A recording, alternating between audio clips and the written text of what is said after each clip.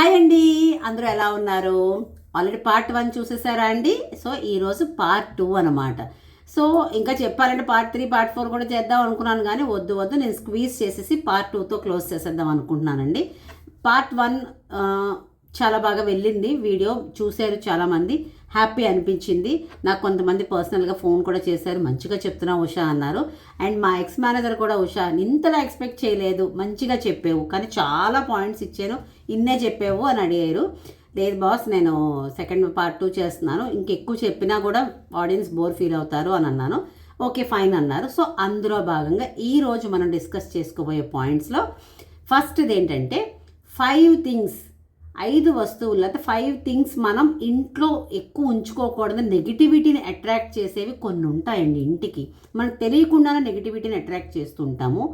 అలాంటి వాటిని అవాయిడ్ చేయడం చాలా మంచిది. అందులో మొదటిది ఓల్డ్ అండ్ అన్యూజ్డ్ క్లోత్స్.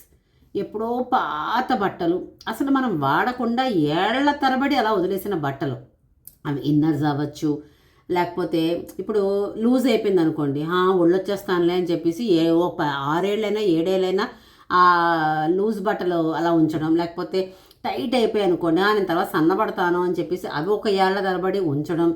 ఇలాగ ఉంచడమే తప్పితే దానివల్ల యూజ్ లేదు.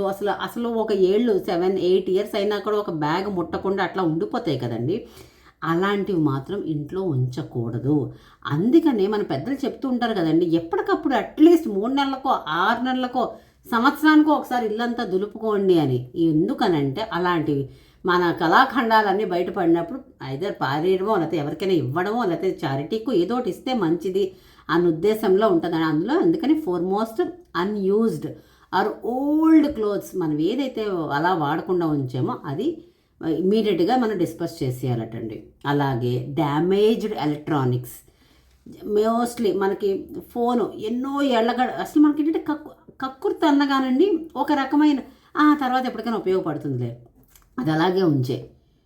ఆఖరికి పాలిథిన్ కవర్స్ కూడా మా మమ్మీ వాళ్ళు నుంచి నాకు కూడా వెదవాలాడు, మా పిల్లలంటే పిక్కుని పారేస్తారు, కానీ కవర్స్ని కూడా దాచి ఉంచుతాం కదండి.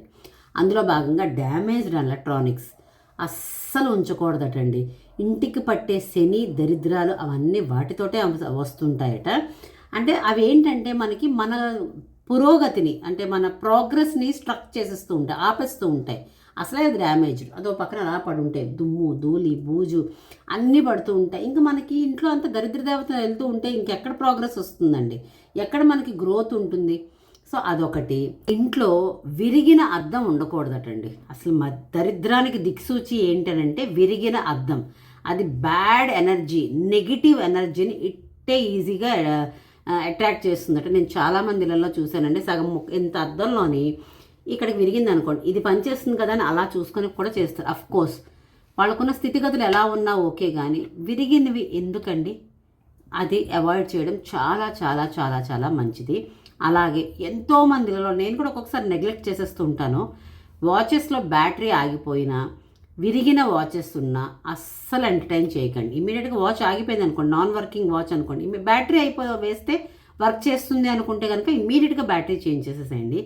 ఏమి చేసినా వాచ్ వర్క్ అవ్వట్లేదు, అలాగే ఒక డెకరేటివ్ పీస్లో ఉంచుకుంటానంటే మాత్రం నాన్ వర్కింగ్ వాచెస్ అన్నది అస్సలు ఉంచకండి. ఇంటికి పట్టే దరిద్రంలో దిక్సూచిలో అదొకటి మెయిన్ అండ్ మోస్ట్ ఇంపార్టెంట్. దానివల్ల నెగిటివ్ వైబ్స్, నెగిటివ్ ఎనర్జీ, అసలు పాజిటివిటీని మొత్తం తుడిచేసేదే ఈ నాన్ వర్కింగ్ వాచెస్ అండి. ఎక్కడ పని చేయని వాచెస్ మాత్రం ఉంచొద్దు. అలాగే ఆడవాళ్ళం, నేనే చెప్తున్నానండి, నేను ఎగ్జాంపుల్ లైవ్, నాకు Monday to Friday fully occupied. So ఏం చేస్తాను, బట్టలు ఉతికినవి కానీ ఏమైనా ఉంటే మండే ఒక కుర్చీ ఉంటుంది, ఖాళీ కుర్చీ, ట్యూస్డేకి నిండుతుంది, వెనస్డేకి నిండుతుంది, థర్స్డేకి నిండుతుంది, ఫ్రైడేకి నిండుతుంది. Okay fine. వర్కింగ్ విమెన్ కష్టాలు కానీ లేకపోతే వర్కింగ్ మెన్ కష్టాలు కానీ ఓకే, సాటర్డేకైనా సర్దండి అంతే. పోనీ సండే, మళ్ళా మండే కూడా అలా కుప్పంది పెరిగి క్లట్టర్ అంటే ఒక చెత్త, క్లట్టర్ అంటే చెత్త అండి. ఆ చెత్తని మన ఇంట్లో పోగుపరుస్తున్నట్టు అట్లా పోగుపరచకండి. అది ఇంటికి పట్టే శనిలో అదొకటి మెయిన్ ఇంపార్టెంట్ థింగ్ అండి. ఇంకా ఉంచకూడదు, నెగిటివిటీని అట్రాక్ట్ చేసేది ఏంటి అని అంటే డెడ్ ప్లాంట్, విరిగిపోయిన మొక్క, చనిపోయిన మొక్క ఇంట్లో ఎట్టి పరిస్థితిలో ఉంచకూడదు. మనకి మెజారిటీ ఆఫ్ ద టైమ్స్ తులసి మొక్క నిద్రించుతుంటూ ఉంటారు జనరల్గా. సో వెంటనే మనకి అది అలా అయినప్పుడు ఇమీడియట్గా చేంజ్ చేసుకోవడము, కొత్త తులసిని తీసుకురావడము, ఎవరైనా అడిగి తేవడము, కొనుక్కొని వేయడము. అలాగే ఏ ప్లాంట్ అయినా కూడా చనిపోయిన ప్లాంట్, డెడ్ ప్లాంట్స్ని కానీ ఏంటంటే మొక్క కూడా ఇలా విరిగిపోయినా అలాగే ఉంచుతాం మనం. అంత కేర్ అసలు. నేను అందుకే నాకు ముందే భయం అండి, మొక్కలు నేను పెంచే అంత కెపాసిటీ నాకు లేదు. బట్ స్టిల్ అలా ఉంటే కనుక ప్లీజ్ అవాయిడ్. డెడ్ ప్లాంట్ అనేది ఇంట్లో ఉంచకూడదు. అలాగే ఆర్టిఫిషియల్ ప్లాంట్స్ కూడా ఇప్పుడు డెకరేటివ్ పీసెస్లా వాడుతున్నారు, బట్ స్టిల్ అది డిబేటబుల్ టాపిక్, సో దాన్ని అవాయిడ్ చేసేద్దాము. జనరల్గా చెప్పిన దాని ప్రకారం అయితే ఆర్టిఫిషియల్ ప్లాంట్స్ కూడా ఉంచకూడదు అట ఇంట్లోని. కానీ చెప్తున్నాను కదండి, కొంతమంది అది డెకరేటివ్ పీస్ లాగా ఇంటికి ఇట్లా పెట్టుకుంటూ ఉంటారు, సో అది up to them. But dead plant అన్నది అవాయిడ్ అండి. సో ఈ 5 to 6 పాయింట్స్ మేజర్గా ఇంట్లో మనం గనక అవాయిడ్ చేస్తే నెగిటివిటీని మనం సగం తుడిచిపెట్టేసినట్టేనండి. Please try to avoid these. ఇక నెక్స్ట్, కొంతమందికి నెక్స్ట్ టాపిక్ పరంగా ఏంటంటే పెయింటింగ్స్ చాలా ఇష్టపడుతుంటారండి. వాళ్ళ ఇంట్లో ఆ పెయింటింగ్ని పెట్టుకుంటే చాలా బాగుంటుందని కొంతమంది నమ్ముతుంటారు. నేను కూడా మీకు మా హోమ్ టూర్ చేసినప్పుడు మాకు ఫస్ట్ హాల్ చాలా పెద్ద ఖాళీ ఉందండి, నేను గోకులం అంతా వేయిద్దాం అనుకుంటున్నాను, అది అనుకున్నాను కదా. సో అట్లాగనమాట చాలామందికి పెయింటింగ్స్ పెట్టుకునే ఆలోచన ఉంటుంది. సో అందులో కూడా ఏం పెయింటింగ్స్ పెట్టుకోవాలి, ఎటువంటి పెయింటింగ్స్ పెట్టుకుంటే మనకి హెల్త్కి, వెల్త్కి, ప్రాస్పెరిటీకి మంచిది అన్న విషయంలో చూస్తే ఫస్ట్ది వచ్చి foremost important sunrise painting ఉండాలి తప్పితే సన్సెట్ పెయింటింగ్ ఉండకూడదు.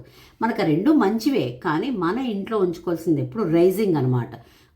గుడ్ థింగ్స్ మనం అలా రైజ్ అవుతూ ఉండాలి. కాబట్టి సన్ రైజ్దే ఎప్పుడు ఉండాలటండి. సన్సెట్ది మాత్రం ఎప్పుడు ఇంట్లో పెయింటింగ్గా పెట్టుకోకూడదు. అది కూడా ఈస్ట్ వాల్లో, తూర్పు గోడకి మనం సన్ రైజ్ పెయింటింగ్ పెట్టుకోవాలి.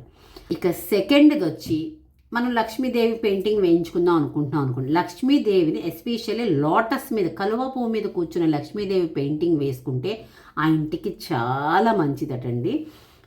చెప్పాను కదండి, ప్రాస్పరిటీ ఇస్తుంది. ప్రేయర్ రూమ్లో ఎస్పెషల్గా ఆ పెయింటింగ్ పెట్టుకుంటే కనుక ఒక డివైన్ టచ్ ఎక్కువ వస్తుంటుందండి.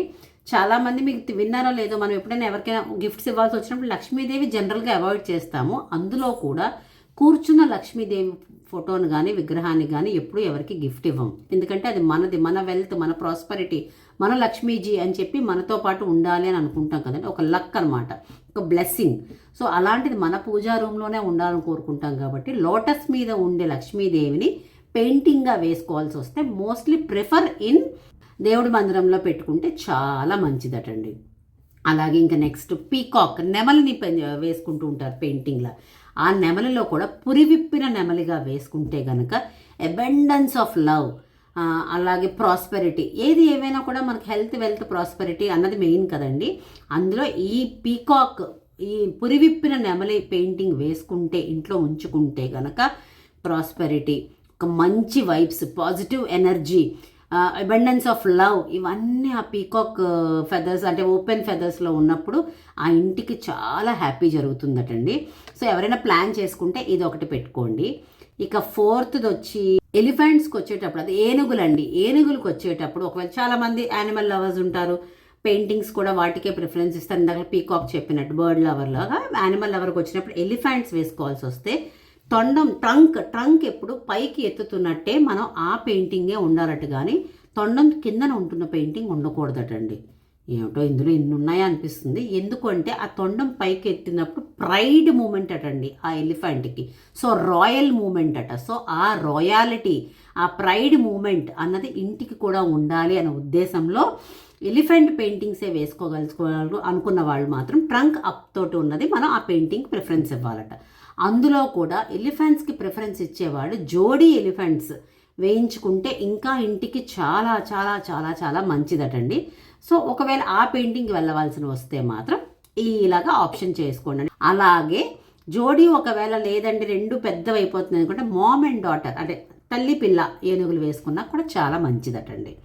ఇక లాస్ట్ది మౌంటైన్స్. చాలామంది ప్రకృతి ప్రేమికులు ఉంటారు.